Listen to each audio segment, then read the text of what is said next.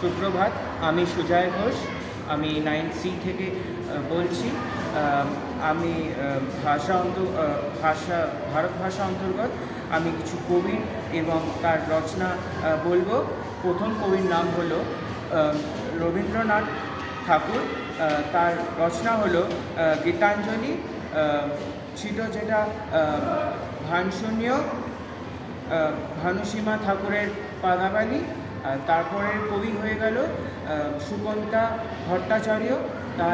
এবং তার রচনা সাল 1941 একলা মেয়ে কবিতা, খুব তরুণাচড়া।